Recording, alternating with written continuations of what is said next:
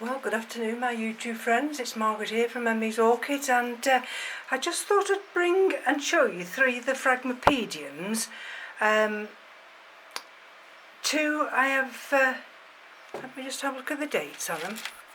This one we're looking at now here is you won't see it on there, Phragmopedium Garum Weaver. Now I repotted this 0120. And yesterday, believe it or not, these were watered. Now I use rainwater, so these were flushed with rainwater, and then they also had rainwater, the fertiliser,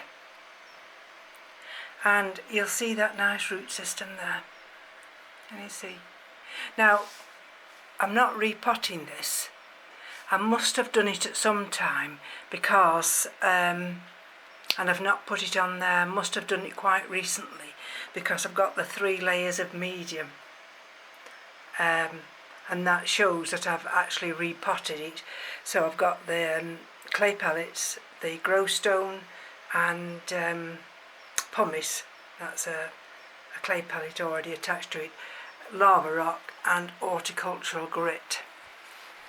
So, and there's, if you notice that there's none of those little speckles of fish blood and bone, and that's one of the, I'm not using fish blood and bone this year. I'm going to try them on rain mix. I mean, they've been getting rain mix for quite a few weeks now, and what I do sometimes I flush, but reading the rain mix, it says you don't actually, after flush, you can actually feed the rain mix with every watering. So that's that one. I'll just gently, I'm showing you these so that because they're going to go back up on the shelf. And so yesterday was Sunday, Monday, Tuesday or Wednesday I'll have these down again. And again, you see, I've recently done this one and I've not marked it because all the frags were changed and cleaned on 0120. And if we put that there, I think there's an old flower spike there. What? No, it can't be a flower spike, it's never flowered, this one. So this one's, let's have a look if I can show you. Phragmopedium Mary Bess. Now I had this as a seedling. Look at the size of it, can you see? Look at this. Phragmopedium Mary Bess, which is Bessi times Caracinum. And look at that. How long it is. I've not cut that off, it doesn't really particularly bother me. And we've got some dark leaves here. And so if I put that out, you can't believe, can you, that how dry that media is.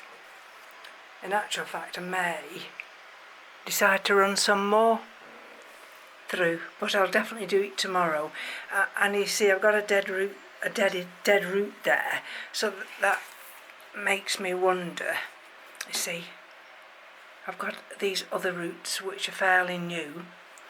And so that's why I like to do them, because every 12 months, simply to cut away the dead roots. I mean, if these were in the black outer pots, which I use with all my frags, you wouldn't be able to see this. You wouldn't be able to see how healthy your plant is. So that's that one. And I'll show you this one. I've got some of the others, I've put them back. And what's this one? Oh, this is Humboldtii. Can you see that root? That nice root extending down there. And again, you see, this looks as though it's had the media changed, although I've done it because it's in a smaller pot, the different layers that way. And I haven't even put a date on that at all. So, and see, there's that root comes through here.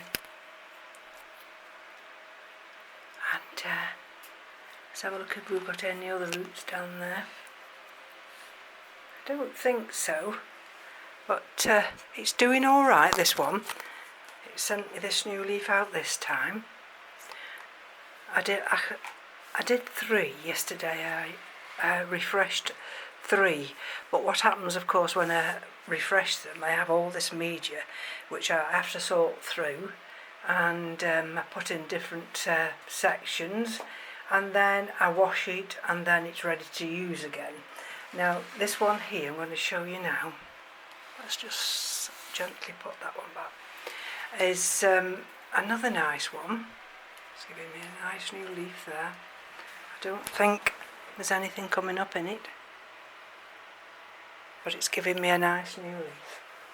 And there we are, you see. Let's see if I can turn it around so you can see it. There. And 01, so I've not changed this media now, but let me just show you. Don't know that you'll see this old root here. Got an old root there,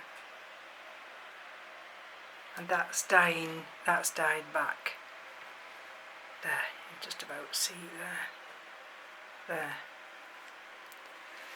And I've got this root here. You see that root coming from that area. But I don't know whether you'll notice that it's lost its growing tip. So let's have it, and we've got roots down here. Can you see them all? Let's see if I can get you out of the light. Roots through here, all through here, all through here.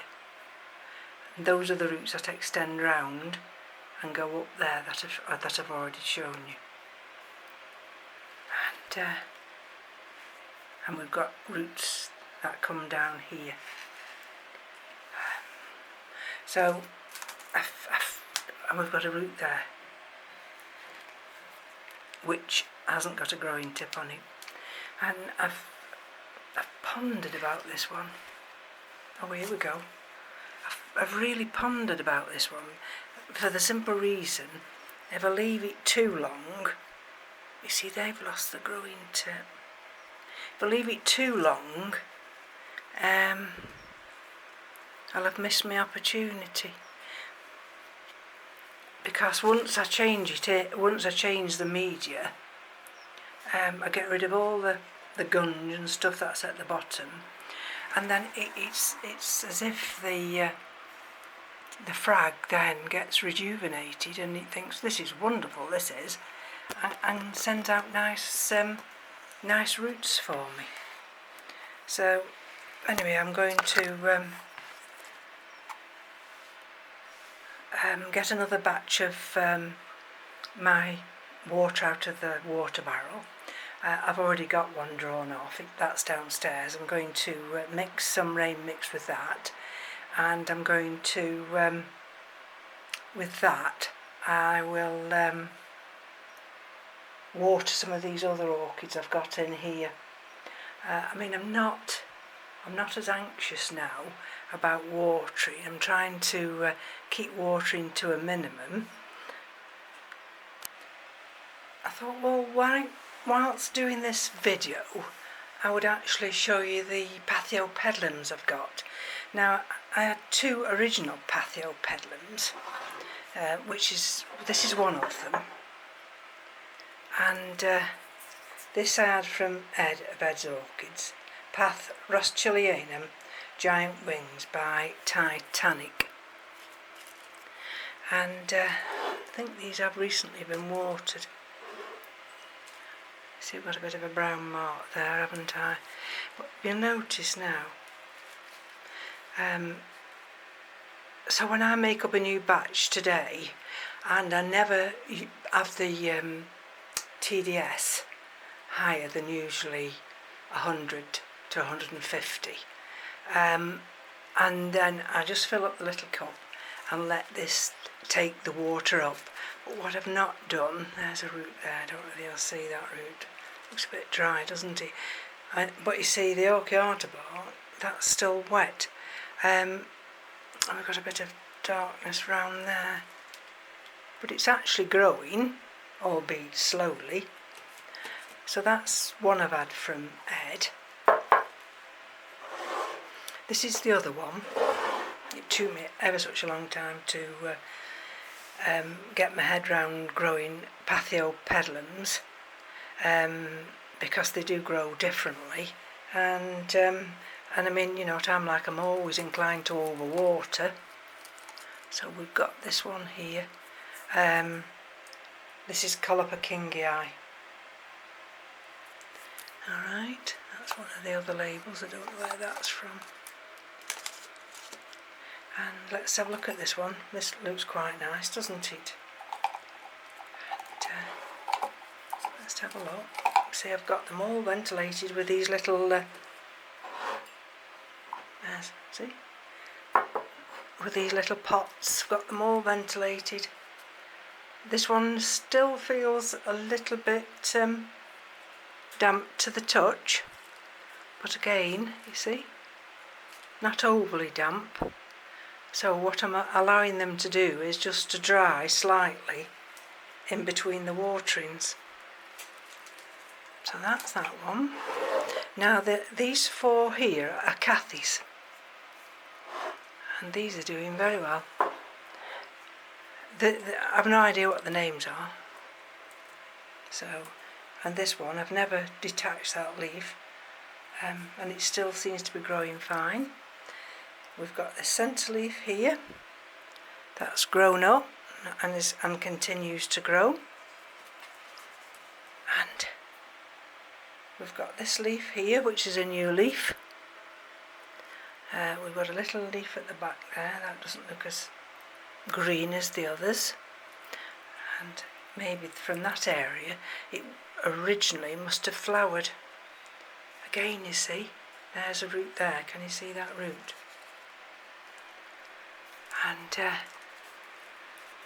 I mean, our temperatures today are not going to rise above, it's either 4 or 5 C. So I mean, I don't want these, especially at night time, to be chilled. So I am very vigilant about, there's another root there, overwatering. I mean, you know, they are healthy at the moment. Now I've just noticed, and I'll show you while I've just noticed, if you turn that leaf over, and you see. So it's been a few days since I've checked these, and it's like I said the other day, I come in and I spend a little while and I check them all, and it's a good job I do, because I've got a label in here, Pharianum. Now whether this is Pharianum, I have absolutely no idea. Let's have a look. Again, you see, there's still just a remnant of moisture in here. I've got a very open